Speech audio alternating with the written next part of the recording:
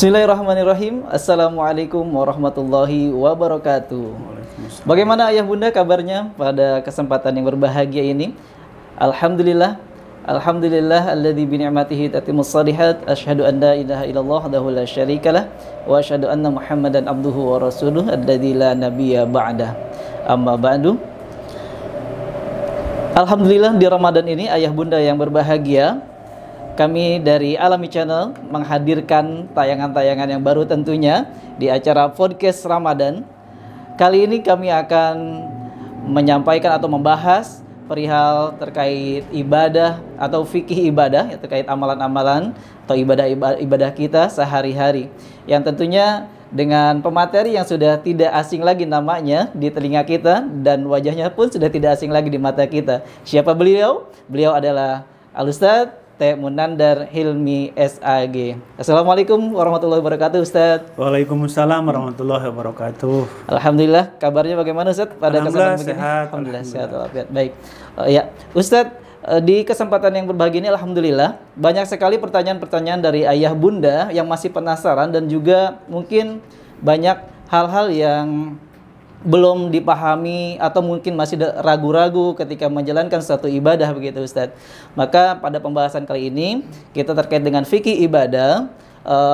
Ada ayah bunda yang bertanya, yang pertama, mengapa kita ini memerlukan fikih ibadah gitu, Ustadz?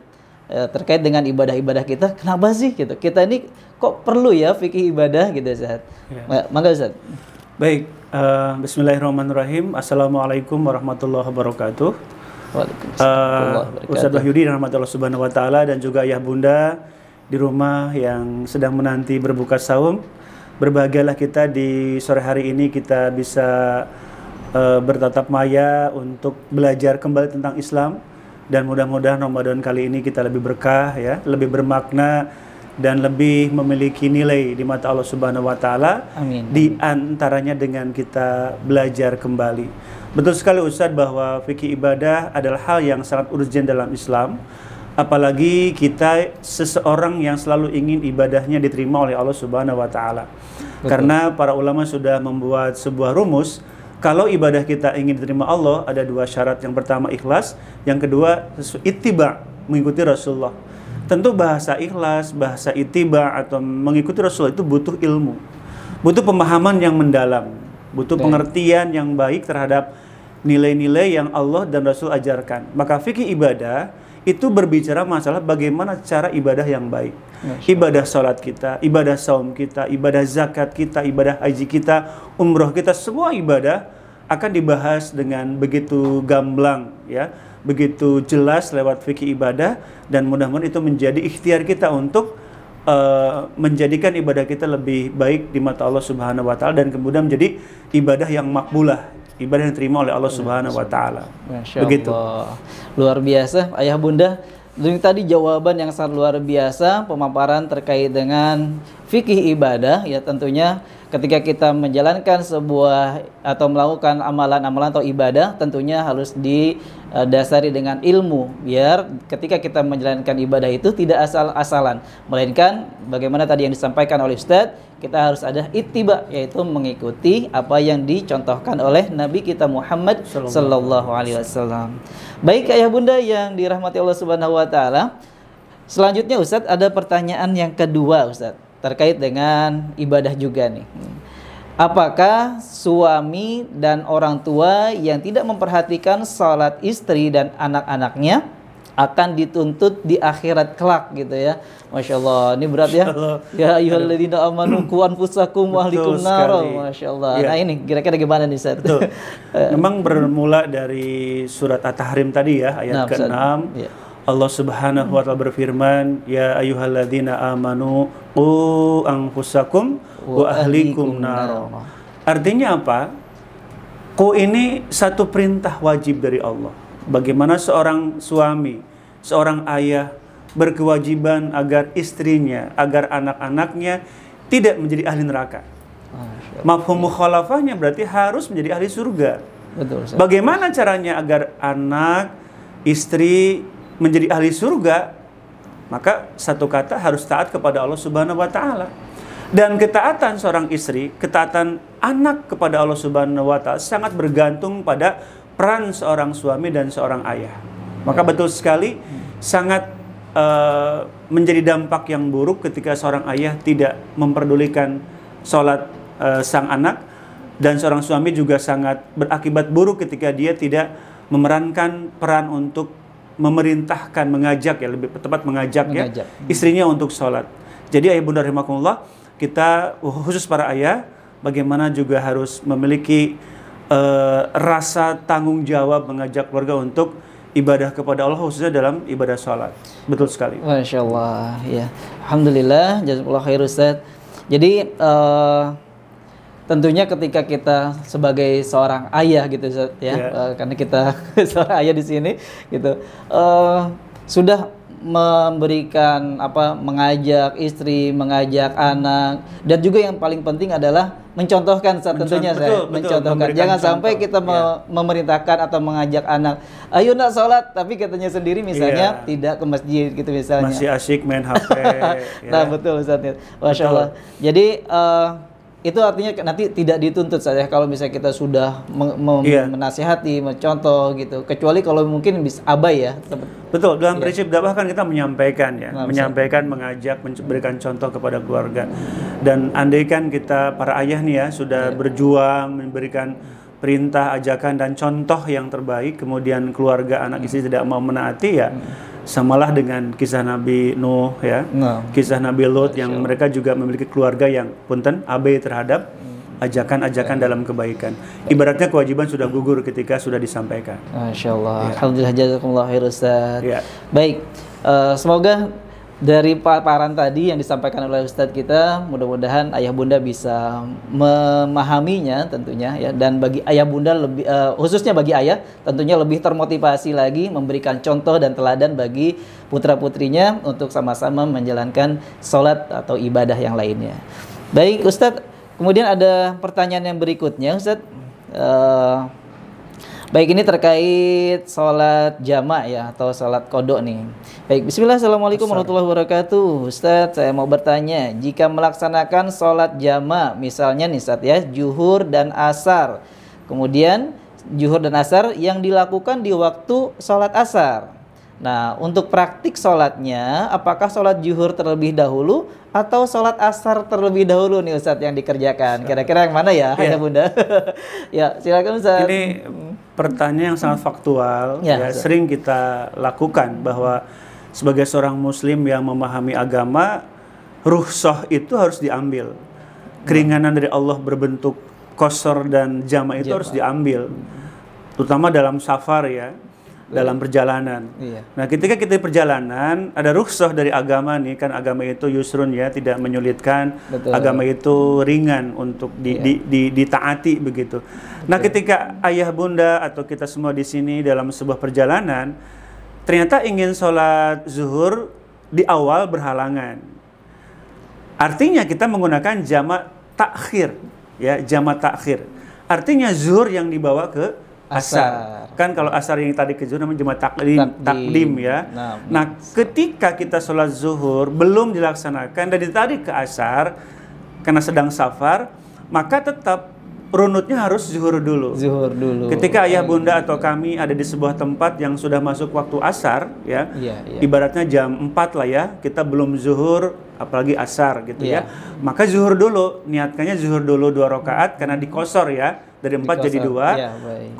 Iqomat, kemudian qomat lagi untuk 2 rakaat asar. Asarnya. Walaupun sudah di waktu asar, tetap ulama itu menerangkan, jumhur ulama mengatakan bahwa runutannya harus dari zuhur dulu niatnya. Dengan urutannya ya. Zuhur baru asar, walaupun itu di jam atau di waktu sholat asar.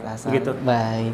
Ya. Demikian ayah bunda. Jadi sudah kita dapat pahami tentunya. Jadi ketika kita mau menjamak 2 sholat seperti tadi, zuhur atau asar, zuhur dan asar, kemudian yang dilakukan pada saat asar seperti itu, maka kita melaksanakannya sesuai dengan urutannya gitu. Baik, jazakumullah khair, terima kasih Ustadz. Kemudian kita ada lagi nih pertanyaan ayah bunda yang sangat luar biasa. Kita ke pertanyaan berikutnya. Baik.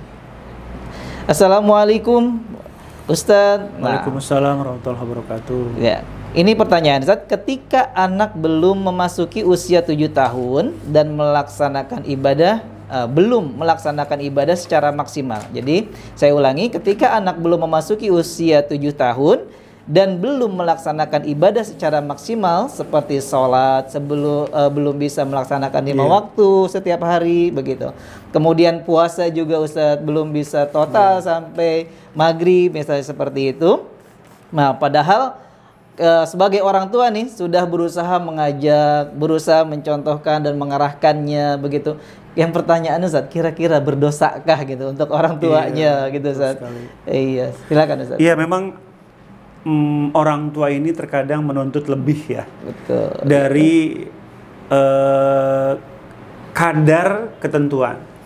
Maklum lah, mungkin kita ada ekspektasi yang tinggi. Ekspektasi tinggi. Kita ini orang tua modern yang kadang suka berekspektasi tinggi terhadap anak kita, apalagi kita di lingkungan yang sudah Islami ya, insya Allah gitu. Ini anak kita yang 7 tahun belum maksimal nih sholatnya, begitupun saumnya. Nah, kembali kepada hukum asal bahwa taklif itu pembebanan, kewajiban ya, untuk menjalankan perintah Allah ya. Kemudian ada dosa, ada pahala, ada dosa itu kan di usia balik. Ya, kalau anak perempuan kita ya ketika sudah haid, itu sudah kena taklif tuh, sudah kena tanggung jawab kewajiban. Kalau anak kita laki-laki ya pada saat mimpi basah yang pertama. Nah, saya rasa di anak usia 7 tahun itu belum ya, kalau yang alam ya suatu saat ada perubahan pergeseran dunia kan dulu juga kita di usia kita kecil kan juga teman-teman perempuan haidnya kan biasanya SMP gitu. Kalau sekarang ini SD aja udah banyak saat nih. SD kelas 3 malah bahkan sudah ada ya. Yang akhwatnya anak laki-laki memang agak kurang kedetek ya karena lebih ke mimpi basah yang sangat private gitu. Nah, jadi ayah bunda, ukuran diterima atau tidaknya sebuah amal itu pada saat taklif itu, balik gitu. Anak perempuan sejak haid, anak laki-laki sejak mimpi basah. Nah, ketika anak kita 7 tahun ya, karena bagaimanapun Rasulullah sebagai panutan kita sudah memberikan warning, muru auladakum bis sholati ingda sab'i sinin. Ya, artinya bahwa perintahkan anak-anakmu untuk sholat, nih hadis riwayat Imam Tirmidzi, di usia anak kita sudah 7 tahun. 7 tahun. Gitu. Jadi walaupun Nabi tahu, Nabi lebih tahu lah tentang usia balik itu, tapi Nabi sudah warning sejak awal, suruhlah anak-anakmu untuk sholat di usia 7 tahun. Dan ketika umur 10 tahun masih enggan untuk menaati perintah kita untuk sholat atau tadi saum ya, kata Rasul, wadribuhum, dan pukullah mereka. Tentu bukan pukulan yang mencelakai, mencederai, melukai, lebih pukulan edukasi saja. Biar anak jera, ada perhatian, oh ayah bundanya itu perhatian ke saya, ini sudah 10 tahun nih, masa tidak sholat, masa tidak saum, padahal bentar lagi memasuki usia balik. Ayah bunda, kenapa Rasulullah sejak awal ya memerintahkan anak untuk sholat itu? Karena ini edukasi agar ketika anak kita sudah balik, itu ada kemudahan biasanya. Sudah ada habit ya, ada kebiasaan. Coba lihat pola asuh kita, kalau anak kecil sudah belajar sholat dan belajar saum, saat mereka balik itu udah gak ada masalah biasanya. Biasa saja, ringan-ringan saja gitu. Karena sudah terbiasa. Nah, karena sudah terbiasa. Jadi ayah bunda tidak dikategorikan berdosa dengan tidak saumnya anak kita atau anak kita, karena tadi yang paling penting upayakan di usia 7 tahun sudah kita ada pembiasaan, ada ajakan, ada suruhan-suruhan untuk mereka, untuk anak-anak kita, agar tadi ketika mereka balik sudah terbiasa. Gitu. Masya Allah, ya luar biasa. Ya. Masya Allah, jazakumullah khair Ustaz. Nah, Sami-sami. Selanjutnya Ustaznya ada pertanyaan lagi terkait juga masih di fikih ibadah. Tentu ini tadi pertanyaan tadi sangat tepat ya, karena berkaitan dengan fikih ibadah gitu, dengan mempelajari ilmu fikih tentunya kita tahu batasan-batasan. Ini kira-kira khawatirnya kita nih sebagai orang tua berdosa gak sih kalau anaknya masih usianya masih segini 7 tahun gitu kan gitu. Ternyata tadi udah dijelaskan oleh Ustadz, Masya Allah, dengan penjelasannya semoga ayah bunda semuanya bisa memahami. Baik, selanjutnya Ustadz, bagaimana hukum niat dalam beribadah dan bersuci? Nah, ini yang ditanyakan hukum niatnya, Ustaz. Iya. Baik, kepada Ustaz. Ya, masalah niat ini dalam kajian kitab ya yang kita baca dalam pendapat Ibnu Taimiyah bahwa an-niyatu mahalluhal qalb. Niat itu tempatnya di hati, gitu. Nah, sedangkan kan di masyarakat sudah ada terbiasa Ustaz ya, talafuz bin niat, melafazkan niat. Padahal sesungguhnya di hati juga tidak ada masalah. Cukup di hati saja, Allah Maha tahu apa yang akan kita kerjakan. Nah, jadi di awal saya sebutkan bahwa ibadah itu sangat bergantung pada niat yang kita bisikkan di hati gitu ya. Makanya contoh ibadah saum sekarang nih, niatnya karena apa? Kalau ayah bunda sudah meniatkan Ramadan ini saumnya, tarawihnya, apalagi ya, tadarusnya, tilawahnya itu adalah niat karena Allah, itu sudah ada dalam kebaikan walaupun kita belum melakukannya. Apalagi kita sudah bisa melakukannya. Makanya walaupun talafuz bin niat tidak disyariatkan, tidak diwajibkan untuk diucapkan, tapi niat harus ada dalam hati. Dalam hati itu. Kenapa? Karena innamal amalu binniat. Amal itu bergantung kepada niat kita. Dan mahalnya niat itu di hati, di hati gitu. Maka sangat prinsip sekali bab niat ini. Meskipun ayah bunda tidak mengucapkan, tapi harus dibisikkan di hati bahwa saya mau salat karena Allah, saya mau saum karena Allah, saya mau tadarus tilawah karena Allah. Itu sangat memengaruhi dengan value, nilai yang kita lakukan dalam ibadah ini. Kalau ibadah tanpa niat itu kosong nantinya. Sah-sah ya. Sah-sah, tapi tidak memberikan nilai dalam ibadah yang kita lakukan, dan sangat berpengaruh pada bagus dan tidaknya ibadah bergantung pada niat dan kekuatan hati kita. Masya Allah, luar biasa di bab niat ini ayah bunda. Jadi apapun perbuatan atau ibadah kita harus dilandasi dengan niat tentunya di dalam hati ya, itu harus ada terdetik dalam hati Ustaz ya. Tapi kalaupun misalnya diucapkan gitu gimana Ustaz? Kalaupun karena barangkali ayah bunda dalam konteks fikih tertentu yang memang diucapkan yang tidak jadi masalah, tapi jangan kemudian menjadikan itu sebagai sebuah kewajiban atau rangkaian dalam ibadah. Misalnya gini, ayah bunda sholat kemudian lupa tidak mentalafuzkan niat, ayah bunda merasa sah tidak sah sholatnya gitu nanti. Sah nggak ya? Sholat tadi nggak diucapkan. Padahal di hati sudah diniatkan. Di hati mah sudah ada tapi nggak diucapkan. Aduh, sah hentenya tadi sholatnya gitu. Insya Allah sah. Karena talafuz bin niat atau niat itu nggak termasuk rukun dalam sholat. Hanya untuk menguatkan esensi sholat atau bersuci ya, yang akan kita lakukan begitu. Masya Allah. Demikian ya bunda, Masya Allah, penjelasan pemaparan dari Ustadz kita sangat jelas, gamblang sekali terkait bab niat ini. Tentunya dengan niat ya yang terletak dalam hati kita, tentunya semua ibadah itu nanti akan mendapatkan nilai pahala di sisi Allah Subhanahu wa taala. Baik, untuk sesi pertama kita cukup sekian ya. Nanti akan kita lanjutkan ke sesi berikutnya. Terima kasih kepada ayah bunda yang telah menyampaikan pertanyaannya. Assalamualaikum warahmatullahi wabarakatuh. Waalaikumsalam warahmatullahi wabarakatuh.